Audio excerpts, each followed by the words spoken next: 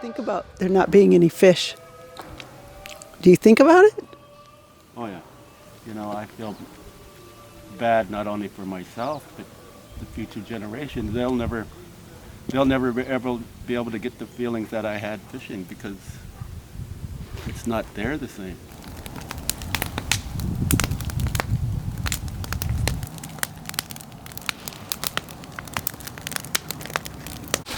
You gotta clear his eyes off so he can see.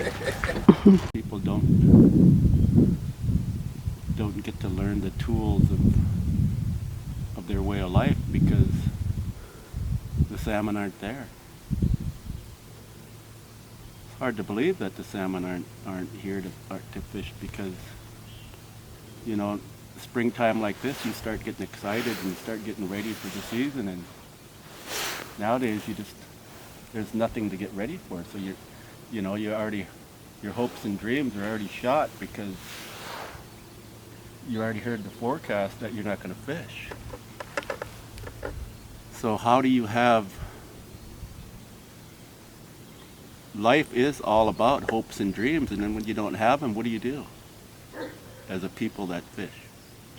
Just a little information. My English name is Troy Olson.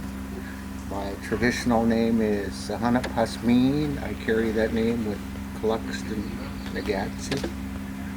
So we have that common interest of kinship. This traditional name is Yamich, king salmon in English, but he's also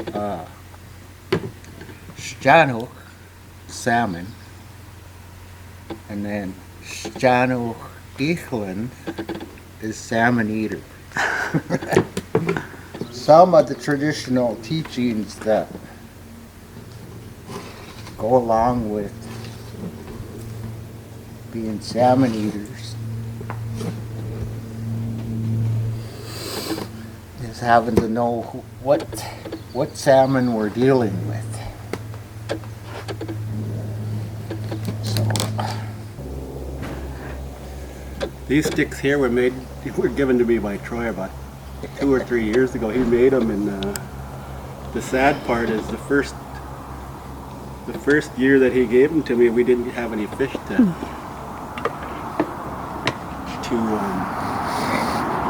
cook because we didn't fish that year, so it was kind of a sad. we had to keep still. We had to keep still. It was kind of sad that we didn't have any fish to cook, and that's a pretty, when you got fish sticks and no fish to put on them, it's pretty sad. And these sticks here are man's treasures. Half of them are from my dad, and the other half are from my Uncle Gordon. And they always treated them with great respect, so we have to do the same. These were those men's treasures when they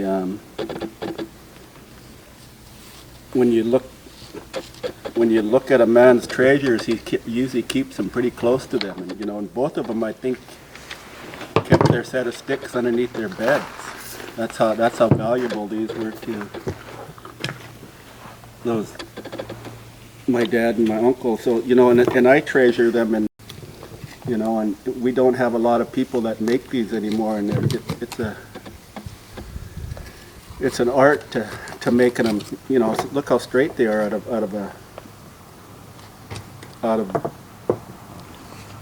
stick, and there's a special way of making these and straightening them, and Well experienced flayers. So you guys had amazing Oxalas are your teachers.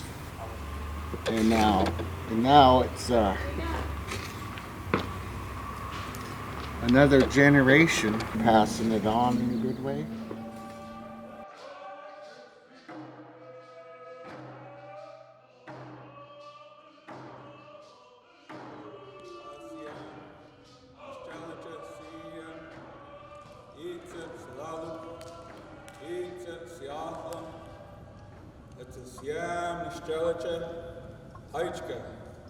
Hajka kunasanat tacho, it's high and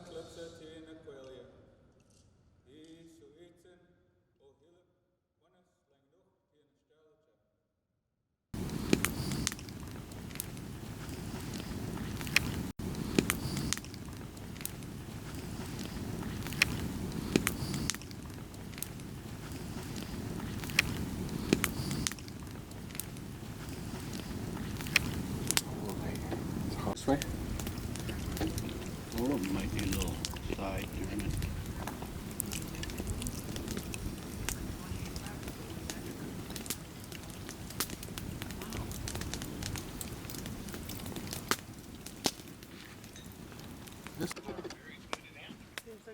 The way to do it, so you don't break the fish, you twist it. Jiggle it. Then pull it off the end. That's Geez, that smells like 5 pounds. stone. I gotta go and does smell like Squamish. I'm an optimist, and I'm always thinking Mother Nature's a heck of a lot smarter than we are. And maybe she's just fooling us and the fish will show up this year. We have those years where people think that the salmon aren't going to show up, and they do, but that's far and few between. Realistically, I think that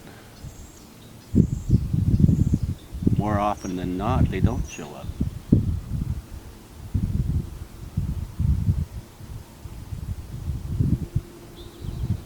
So, you look at this here, it looks great from the beach looking out. You're thinking, what little we get once in a while, we still have to keep teaching and preparing and hope that things are going to get better.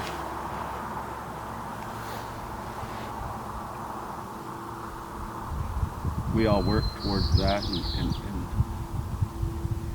and figure out the cause of why salmon aren't returning. You know, we do a salmon ceremony every year, and I imagine our elders and our ancestors, when they did a first salmon ceremony, it was done to give thanks for the salmon coming back and feeding them. Now when we do a salmon ceremony, it's more about prayer, hoping that the salmon are gonna. It's not about. Before it was about giving thanks. Now it's for prayer and hope we do the right thing, that the salmon will return.